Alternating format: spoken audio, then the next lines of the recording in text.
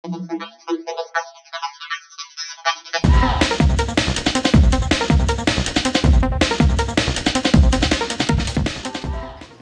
Friends, welcome to Ushni Haldar blog. দেখো, আমি আজকে তোমাদের জন্য একটা নতুন রেসিপি নিয়ে চলে এসেছি। আমি ভালো আছি, আশা করি তোমরা সবাই খুব ভালো আছো। কড়াতে আমি 4 চামচ তেল দিয়ে দিলাম। এটা সম্পূর্ণ নিরামিষ রেসিপি, তোমরা রেসিপিটা ফলো করো আর স্কিপ না করে প্রথম থেকে শেষ পর্যন্ত ভিডিওটা দেখো।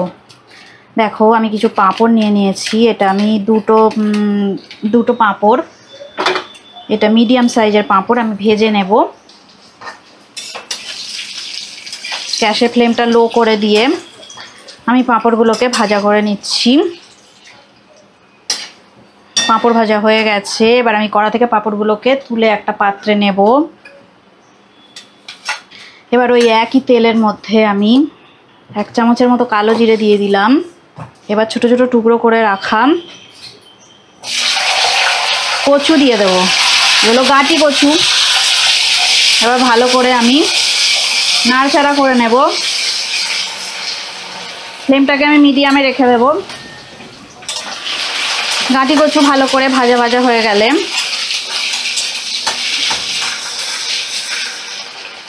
আমি সামান্য আদা বাটা দিয়ে দিলাম, কাঁচা লঙ্কা কুচি দিয়ে দিলাম, 1 চামচ জিরা বাটা দিয়ে দেব। ভালো করে মশলাগুলোকে নাড়াচাড়া করে নেব। এরপর এইভাবে টুকরো করে রাখা বেগুন আমি দিয়ে দেব। সবজিগুলো ভালো করে কষিয়ে নেব। পরিমাণ মতো হলুদ গুঁড়ো দিয়ে দেব, পরিমাণ মতো নুন দিয়ে দেব। এবার আমি সামান্য একটু লঙ্কার গুঁড়ো দিয়ে দিলাম। যারা ঝাল পছন্দ করো তারা বেশি করে দিতে পারো। এবার সব মশলা আমি ভালো করে সবজির সাথে কষিয়ে নেব। এই রান্নাটা গরম ভাতের সাথে দারুণ লাগে। গ্যাসের ফ্লেমটা লোতে রেখে আমি সবজিগুলো ভালো করে কষিয়ে নিলাম। এবার আমি ছোট সাইজের একটা টমেটো কুচি করে দিয়ে দিলাম।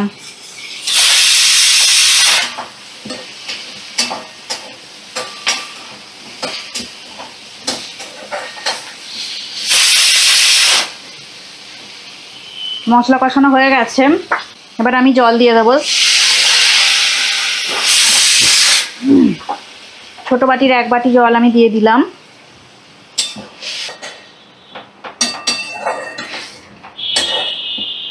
এবার রান্নাটা আমি একটু ঢাকা দিয়ে দেব। ঢাকা দিয়ে আমি 10 মিনিট হতে দেব। ঢাকাটা আমি তুলে নিলাম। গ্যাসের ফ্লেমটা আমি হাই ফ্লেমে করে দেব। কচুগুলো বয়েল হতে আর একটু বাকি আছে। আমি আরও 5 মিনিটের জন্য একটু ঢাকা দিয়ে দেবো মিডিয়াম ফ্লেমে রেখে।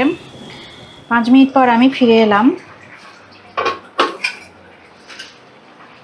এবার দেখো, ঢাকাটা তুলে নিয়ে আমি ভেজে রাখা পাঁপড়গুলো এর মধ্যে দিয়ে দেবো। এটা একদম সম্পূর্ণ নিরামিষ রেসিপি। তোমরা নিরামিষের দিনে এটা ট্রাই করতে পারো। জানি না এর আগে কে কে এই রান্নাটা করে খেয়েছো, তো যারা করে খেয়েছো তারা আমাকে অবশ্যই কমেন্ট করে জানাবে। পাঁপড়গুলো দিয়ে আমি কিছুক্ষণ একটু নাড়াচাড়া করলেই রান্নাটা একেবারে রেডি হয়ে যাবে। ফ্লেমটাকে আমি একটু বাড়িয়ে দিলাম। একেবারে রেডি হয়ে গেছে আমার বেগুন কচু পাঁপড় দিয়ে ডালনা। আমি সামান্য একটু চিনি দিয়ে দেব। চিনিটাকে যারা পছন্দ করে না তারা স্কিপ করে যাবে। চিনিটা একটু মিশে গেলে এবার আমি এটা অফ করে দেবো। চিনিটা একটু মিশে গেলে আমি গ্যাসের ফ্লেমটাকে এবার অফ করে দেবো। রান্নাটা একেবারে রেডি হয়ে গেছে। এবার সার্ভ করে দেবো। আমি উপর থেকে একটু ধনেপাতা কুচি ছড়িয়ে দিলাম।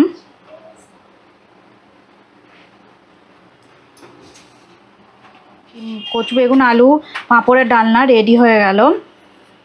এই রেসিপিটা যদি ভালো লেগে থাকে অবশ্যই লাইক দেবে, শেয়ার করবে, কমেন্ট করে আমাকে জানাবে কেমন লাগলো তোমাদের। তোমরা সবাই ভালো থাকো, সুস্থ থাকো, আর আমার চ্যানেলে অবশ্যই থাকো। আর আমাকে এইভাবে ভালোবেসে যাও, আমাকে ভালো ভালো কমেন্ট করে আমাকে উৎসাহ দাও, তাহলে আরও নতুন নতুন রেসিপি আমি তোমাদেরকে উপহার দেব। সবাই ভালো থাকো, সুস্থ থাকো।